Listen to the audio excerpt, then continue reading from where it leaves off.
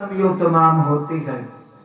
किसी कवि ने बहुत ही अच्छा लिखा है कि जो कालों पर सफेदी आ रही है, संदेशा वो मौत का ला रही है।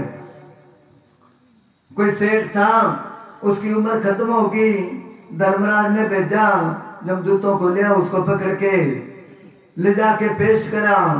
जाके धर्मराज को कहने लगा, तू मेरे को एकदम बुला लिया, मेरा इतना बड़ा बिजनेस, कोई पहले चिट्ठी भेजनी थी, कोई संदेशा भेजना था, तो मुनीम को समझाता, हिसाब किताब अपने बेटे को समझाता।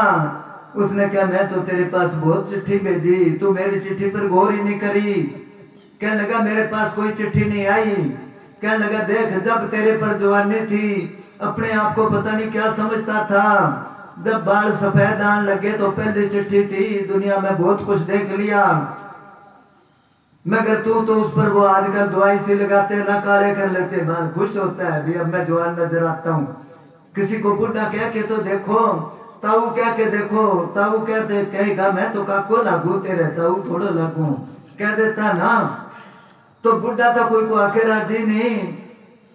उसके बाद कानों से कम सुनाई देने लगा, चिट्ठी थी, नजर कम होगी, ये सारी चिट्ठियां ही तो थी।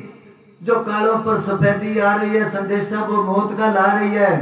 वक्त की लाइन पर जीवन की गाड़ी बड़ी तेजी से दौड़ी जा रही है। जो अग्नि कुंड में जलती है लकड़ियां, मौत जिंदगी को यूं खा रही है। बुढ़ापा आके फिर जाता नहीं, जवानी आई थी फिर जा रही है, रोको इसको कैसे रोकोगे। होती है सुबह गाफल कर चलने की तैयारी, जहां और गए साथी वहां तेरी भी है बारी। अपने बारे में तो सोचता नहीं कि आना जाना दूसरों के लिए बने।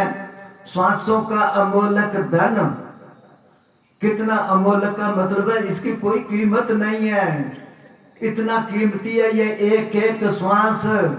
इनकी कीमत का कब पता चलता है, जब डॉक्टर जवाब दे देता है कि अब नहीं बचेगा, फिर कहेगा मेरी जमीन बेच दो, एफडी है वो तुड़वा दो, और जगह ले चलो, 4 दिन और रह जाऊं मैं। तो 4 दिन और के किसी ने क्या, जीना तो थोड़ा ही भला, जो हर सिमरन में होए, लाख वर्ष का जीवना लेखे धरे ना कोई, और जिंदा रह के और पाप करेगा। श्वासों का अमोलक धन। आपने सुना होगा, सिकंदर बादशाह जो था, सिकंदर बादशाह कहते हैं, उसने पूछा नजूमियों से, ज्योतिषियों से, ज्योतिष विद्या एक गणित विद्या है, जिसको हिसाब आ जाए इसका, वो किसी आदमी के बारे में अंदाजा लगा लेगा, इसकी कब मौत है, किस जगह मौत है, कितनी की उम्र है। उनसे पूछा मेरी मौत कब है। जब उन्होंने हिसाब लगाया, उन्होंने कहा इसकी उम्र तो खत्म होगी, अगर इसको बता दिया तो ये कहेगा इसका इंतजाम करो कोई। फिर उन्होंने हिसाब लगाया कि इसकी मौत किस जगह होएगी और कैसे होएगी।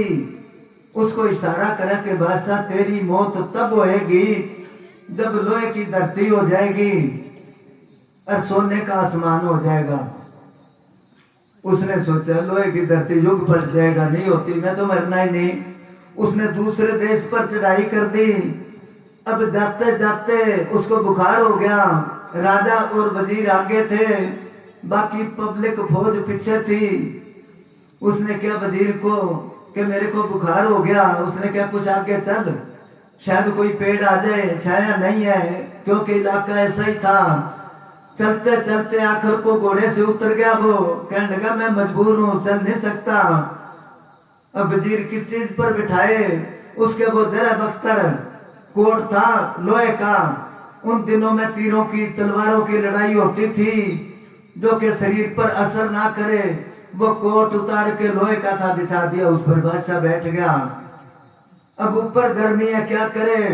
इसी तरह ढाल थी उसके पास, अमीरों की ढाल जो होती है उसमें तारे थी सोने की, उसने ऊपर कर दी वो छाया। अब नीचे तो लोहे की धरती है समझो, ऊपर सोने का आसमान है, क्योंकि उसमें सोने की तारे थी। बादशाह को कुछ शक पड़ गया, अभी अभी नहीं बचता मैं। इतने में हकीम आके वो देख के नब्ज कहने लगे, बादशाह तेरा टाइम आ गया। वो कहने लगे मेरी माँ से मिला दो, आधा राज दे दूंगा। वो कहने लगे मुश्किल है कि सारा राज अभी आपके नाम लगा देता हूँ, मेरे को बचा लो, मैंने बहुत काम करने हैं, बाकी जिंदगी मांग के खा लूंगा। वो कहने लगे एक सांस नहीं दे सकते। कबीर साहब ने पहले कह दिया, कहता हूँ कह जात हूँ, कहूँ बजाकर ढोल, श्वासा खाली जाता तेरा 3 लोक का मोल। अब इन्होंने बोला श्वासों का अमोलक धन पगले क्यों लुटा बैठा। जो हम इन सांसों को लोगों की निंदा चुगली में या और गप्पा मार के और काम करके ये श्वास खत्म कर रहे हैं। हाँ जी।